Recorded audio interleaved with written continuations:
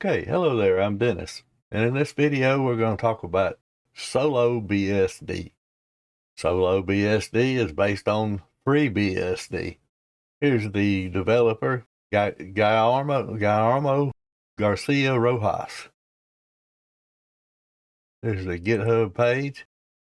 I'm not able to find a lot of stuff on it, and most of the stuff I see is old, like 3 years is the youngest one here. If you go to their home, click on, let me go down, oh, I'm sorry, GitHub, and go down to the bottom, you can click here, and that's they're calling it the home page. And here now you can see activity on, specifically on a SuluBSD blog, August the 21st, so not quite a year and a lot less than 3 years. So that gave me hope, and here's another solo, this come off of the blog here. And this dated August the 8th, 2021. Here's another one, installing Jenkins on hardened BSD, August the 21st, August 2021. I didn't know what Jenkins was, so I might as well show it here. If you just do a Google search, Jenkins is a software that allows continuous integration. Jenkins will be installed on a server where the central build will take place. The following flowchart demonstrates a very simple workflow of how Jenkins works. And you can pause the video and read that a little bit yourself if you'd like. It's beyond the scope of this video. Once again, I found the new version here. The date is November 25, 2018. So we're working on 4 years ago now.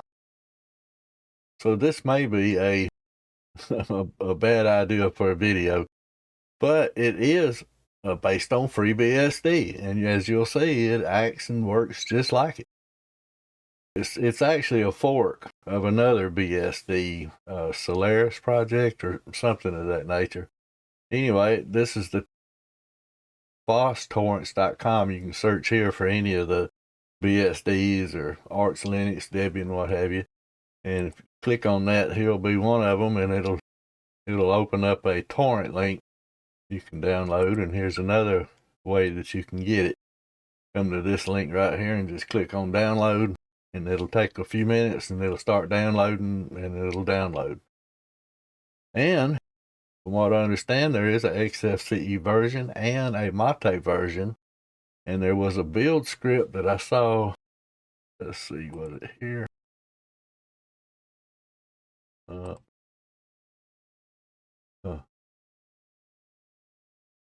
I saw it somewhere. It's a build script for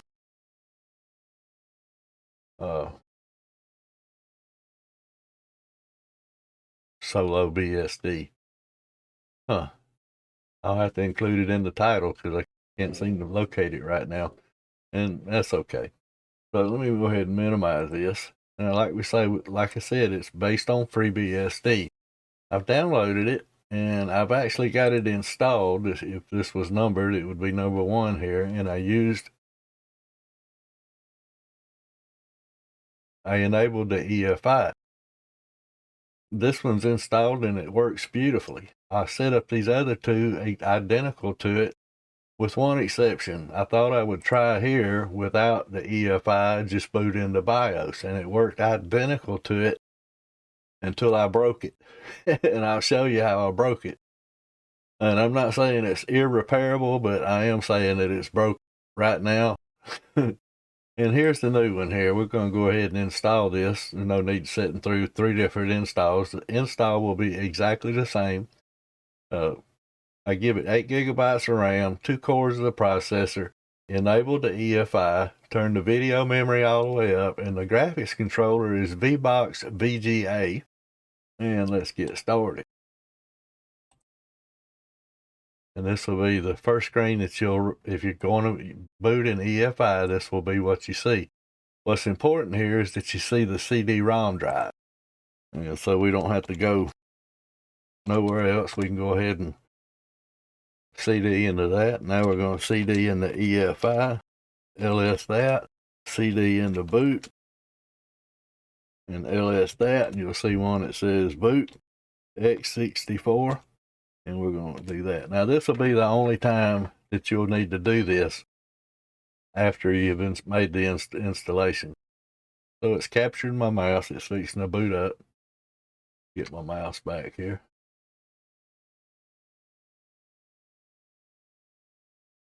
And I believe it's the guest editions will be installed so that we can resize this, I think. And it does take a while because it loads up completely in memory first. And here, I'll open up my notes. Here is all those links that I just showed you right here. After we get through installing first boot, we're going to run a package update and a package upgrade, and we're going to reboot. I'll show you how I got the shared folder. It's real easy. It just works right off the bat. You can tell this is based on FreeBSD. But all the little technical work that you need to get a XFCE desktop going on FreeBSD or any other desktop for that matter has already been done. And when I first saw this a while back and I forgot about it. And then I was looking on that fusefs web page and I saw it under BSDs along with another one that I hadn't looked at. So I went ahead and got on both. When I booted into this, it was a live desktop environment, much like GhostBSD would be, but it was SuluBSD. All right, so you're not going to have any options right here, so we're just going to click on it and say login under user SuluBSD. And that's a security feature. Yep, we got my mouse to come right out of it. I should be able to stretch. Let's just change it here. See what happens. Under settings, display. And we should be able to get something a little better. Although weird. I'm going to try that one. See if we can get out of the screen anyway. Actually, I don't need to do that. I need to just drag it, right? Yep. Guest editions are installed. All right, so here we go. Here's our XFCE desktop. And right on the desktop is install FuryBSD. So I'm going to drag that over there and double click it. First thing we're going to need to do is set up a host name. So it's by default it says SuluBSD, and we're going to go underscore test. Oops. SuluBSD test. A little weirdness here with your mouse and your keyboard. Right now the keyboard right now OK is highlighted, so I'm just going to hit enter. Now here you can move up and down or down, but you cannot move up. And I don't know if that's a VirtualBox thing or not. I believe it probably is. All right, so again, it's only going to give us a 2 GB of swap. So I'm going to change that and see if we can give it. Let's see. Let's give it 8 GB. Press enter for OK. Now I'm going to use my mouse and go back up here and highlight install, and then press enter. We're going to use Stripe with no redundancy. It's only one hard drive, one machine hooked up. Select with the space bar ADA0, which is the VBox hard drive. All right, last chance to back out. We're going to say yes, enter. So like I said, this may be a dead project. I'm not sure. Either way, I know, and we'll see in my other installation where I've got all my desired software that I knew was going to be available in FreeBSD, for the most part, is available in SuluBSD or FuryBSD or SuluBSD. When you run uname, it'll show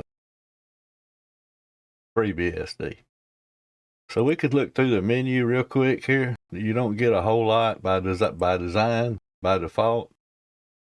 Under graphics, just one program, Geeky, and education, GeoGebra. Development, Genie or Genie. Under accessories, 5 little accessories there. HTOP does come in by default.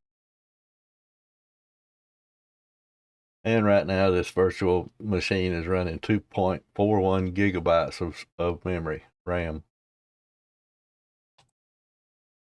All right, I'm gonna bring up my notes here instead of waiting for that. Like I said, these are the links, and I'll make sure these get in the description. That's a heck of a long one right there. On first boot, we're going to update and then upgrade, and we'll reboot. Probably will be necessary. To enable the drag and drop, you just go into your devices right up here and create a shared folder, and we would enable bidirectional and drop and drag bidirectional. I'm not going to do that in here because I've already done it in my other setup that we'll be looking at. If I can get rid of some of the madness there. So I'll show you how to do that. That was real easy. And here's a list of all the software that I've installed to date. And there's only been 2 that's not available in Solo or FuryBSD. Extreme Tuck Racer and a la carte, the menu editor. As far as that goes, all of this. Now you will need to install xfce4-goodies if you want stuff like the network thing that I use down here. And there's a couple other things that get installed that are just plugins and not the xfce goodies, xfce4-goodies. So I've paused there. You should be able to see that's a pretty good list. Web fonts, that's for the Times New Roman, Ubuntu fonts, you know what those are. So we're going to change the bootloader, and the option is going to be always no. So we're going to change that, and I'll show you that. And here's where I updated from FreeBSD 12 to FreeBSD 13 and borked my system, and we'll get to that. So I'm going to leave that there, minimize, see where we're at here, and I am going to pause the video, and as soon as I do this, we'll say it's done. Anyway, I'm going to pause the video. Okay, we're back to our next prompt, and just like in FreeBSD, it's going to prompt you for a root password. So you'll type it once, and then verify it. There we go. Now here it's warning you to go ahead and add yourself to some user groups, video, wheel, and webcam D. So video, wheel, webcam D. The username, which there you could have used the cap. Group Dennis, here we're going to go wheel, video, webcam D. I'm going to go ahead and add myself to some groups that I know I would use anyway. And games. Hit enter, login class default.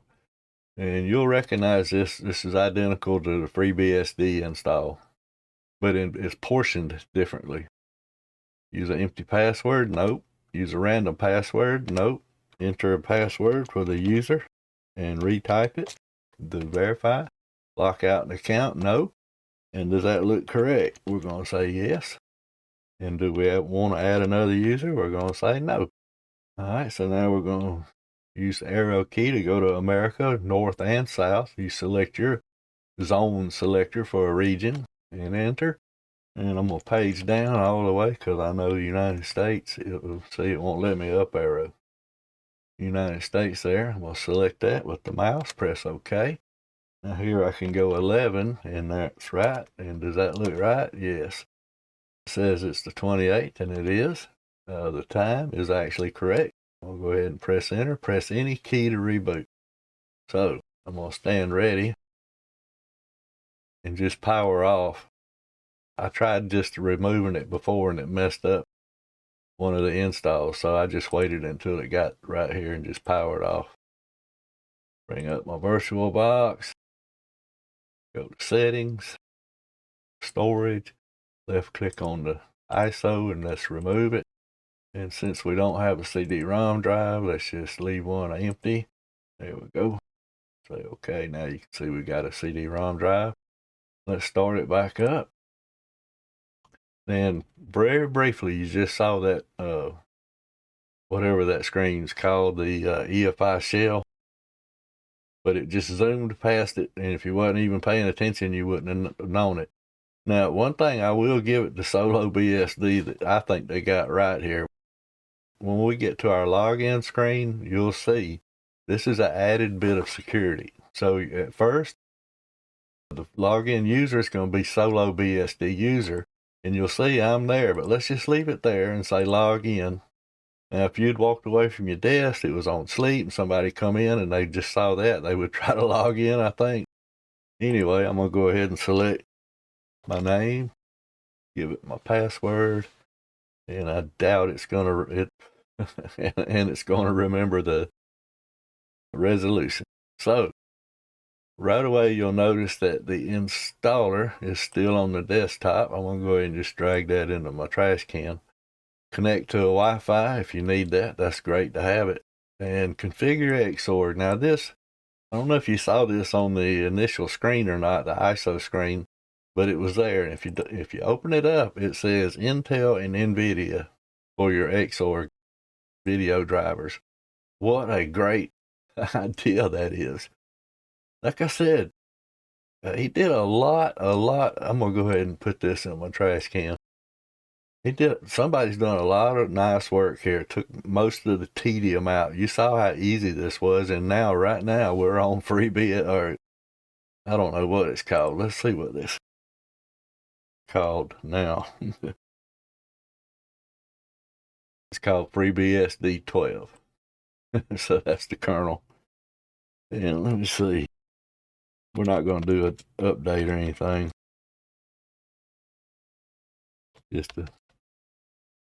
It's going to default to no. And we're going to select yes. Press enter. Yep. All right, so now let's run neofetch.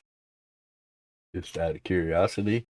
FreeBSD 12.12, 64-bit version. Been up 2 minutes. XFCE desktop, virtual graphics adapter. So I'm going to get out of this. This is what you'll get if you, from the scratch, when you install this. I'm just going to go ahead and power that off because I'll probably delete it since I already got one right here. Okay, so before we get into mine, let me show you how I broke mine. Or I'll show you the consequences of breaking mine. Or breaking, I'm sorry, that sounded wrong. Sounded not right. You can see I hadn't done anything to the boot screen, login screen, time, or anything. And what happened was I had it booted up and running, just like I had this other one in a second here. And I went to update. I realized it was 12, version 12, and I wanted to update to free BSD 13. And it's pretty easy. So I found these commands and how to do it out of the FreeBSD handbook, I might point out. And when you run this for the first time, I run FreeBSD-update fetch space -install or space install.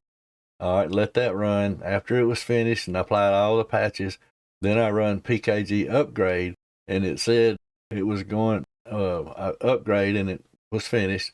Then here's the command you actually run: sudo FreeBSD-update space -r for revision 13.0 release upgrade. In other words, upgrade to that. And it said it was going to install 8,700 patches. And it did. When I rebooted, I didn't notice anything different except for my resolution. And you'll see, even after I finished all that, it's still not right. So let me go ahead and get into here. Give it my password.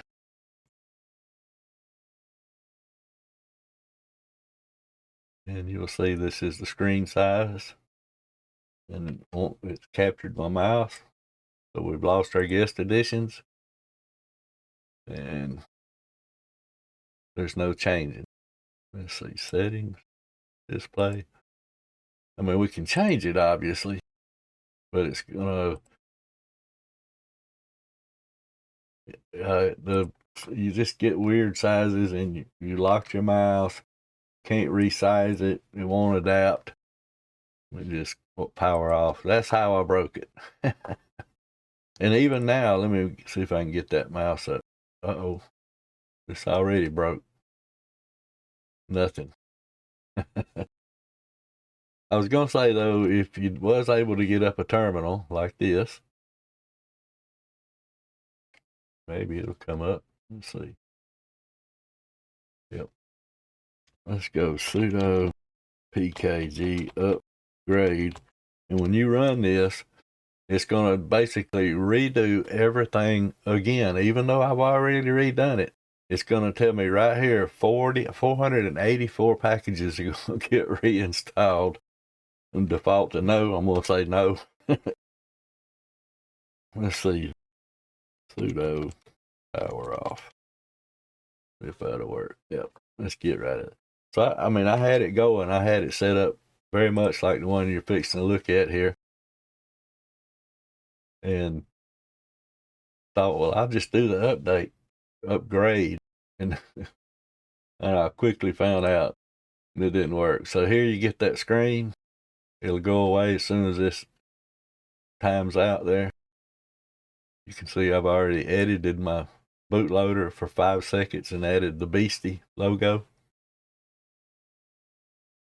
I tell you, I wish this was not a stale project, because I wish I would have discovered this way back. I feel that way just about every time I find something new in Linux or Unix. But yeah, he's done a lot of the work that you would ordinarily have to do all yourself. And he took all that out of here and gave you a desktop, and it's up and running. So here we have that, what I call a security feature, which I absolutely like. You can tell immediately that I've changed my wallpapers. It's going to remember my resolution. Straighten itself out here in a second. All right, so just starting right here.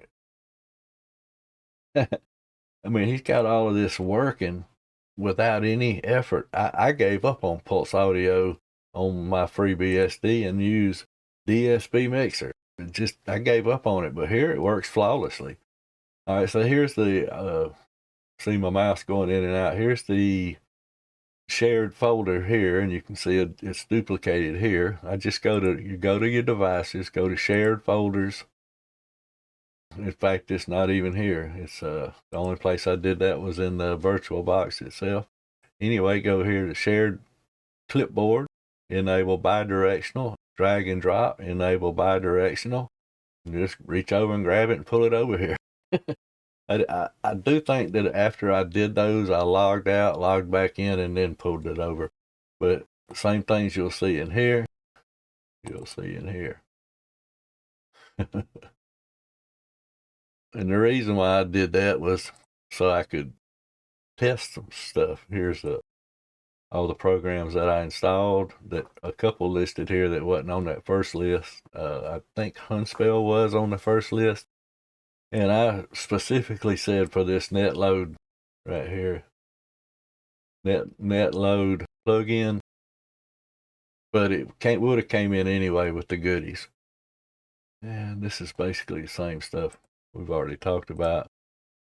Let's verify that volume works, or we will volume. Let's pull up Audacity, because I want to show this. You get a alpha test version.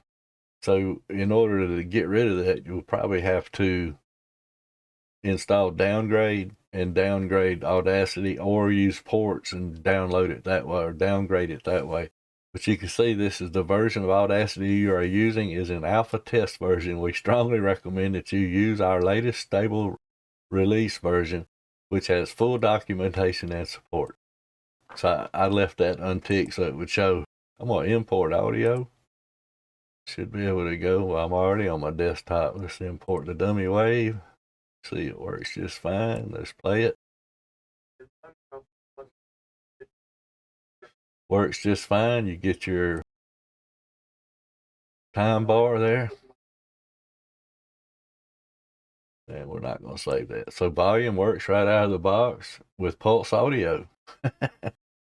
Here's the wallpapers I had put in here and drug them over to here, and then put them in the backgrounds folder. All right. So that's how you get the shared folders going. Let's look and see my menu now. You can see here on what I would call my taskbar, I have these quick launchers for Firefox, the terminal, and pcmanfm. Open that up. This is pcmanfm. I hadn't went to the preferences yet and told it to open up in detailed list view, but it will next time. And let's go back here. So I got the file manager, which is Thunar. I'll leave it here. OBS-studio, it's up and running, works. Kdenlive works. Now you will have to, if you're using SuluBSD, this is the newer version of Kdenlive that does not show the audio wave form. You can hear it, but it's not showing you a wave. So you'd have to go through the ports installed to fix that, which I didn't think was necessary in a VirtualBox, or I would have done it. Audacity, we just looked at. Krita, system monitor. Let's see what we got here under resources. 582 megabytes of RAM. That's incredible. It just really is. I mean, it's not a totally fresh boot up, but pretty close. I mean, it didn't do much here. Simple screen recorders available. Webcamoid comes in by default. That's why we were told, advised to put ourselves in the webcam-d group. Cheese I installed just to see if they work and everything. Now, I can't do those while I'm recording on the host machine. But you can see there's the basics of my menu right here. Let's see, CPUX. What that would be under system here, I think. CPUX is installed. Don't mean much in a VirtualBox, but it installed and working. Under games, we got Alright, Astro Menace, Mirage, chromium-bsu, K-Patience, Super Tux 2, Super Tux Cart, and Tux Type. Under graphics, we got Blender, Flameshot, GIMP, Geeky was installed, Krita, LibreOffice Draw, because I installed LibreOffice, Ristretto Image Viewer, I believe that was come in by default. Yeah, I'm pretty sure it did. Nomacs, I installed that. Under the internet, we got Chromium, Firefox, WeChat, I haven't removed that, but I will. qbittorrent, and here's that WPA GUI that I was talking about, or I showed you it was on the desktop on that other one. Nope, you won't either. You're fixing to leave. Is that it? No, this is it. Thank you. But if you had a laptop, what a beautiful, that's what I'm saying, man. This guy did right here, this guy did a lot of work on this BSD system to just let it fall away. I'm not sure what's happening unless it's somebody saying you didn't install FreeBSD the archway. I don't know. I just know that he did a lot of work pre-advanced so that the end user would have a very easy time installing and using what I'm going to call FreeBSD, because let's see, if we brought up a terminal right now, we go uname -a, it's going to say FreeBSD, SuluBSD UEFI, that's the host name of the machine, 12.2, revision 366, 954. Like I said, somebody did a lot of work. It took me a long time to even learn how to get as far as what he did. It just for default introduction to SuluBSD. Awesome, awesome, awesome. Listen, it might be it may not be around long, but if you want to try FreeBSD and you don't want to do none of the other stuff to get FreeBSD, a desktop on FreeBSD up and running, suited for your needs, SuluBSD, download it, try it, put it in a VirtualBox like I did, and play with it. That's exactly what I've done. I've had a good time. Dying project or not, I recommend trying SuluBSD, and I'll make sure all those links get in there. There was some other things I probably wanted to show you. I'm pretty sure, but this video is probably getting a while. Recently used CPU-X monitor, terminal emulator, Gigolo. I didn't install that. That came in by default, I guess. Oh yeah, octopkg is readily available, just like it would be in FreeBSD. And if you don't feel comfortable with the terminal, you can actually do all your updates right here. I wouldn't personally recommend doing all your updates right here, maybe occasionally, but as a default action, I would say use the command line. So sudo pkg update, just the like of that. Repositories are up to date. Now I don't know what's happening exactly here, but you'll notice I did not have to enter a password, and I did nothing to my sudoers file. Was we going to look at how to change, drag and drop right here. Guess over there. So if you want to change your bootloader time, nano and sudo both come in installed by default. So sudo nano boot loader dot and C and tab complete works. You can go in here and add auto boot delay equals 5 seconds. And if you like the beastie, you can loader underscore logo equals beastie. So I'm going to Control X, get out of there. Now the default option here, it's in a different place than it is in FreeBSD. But it's a little different. The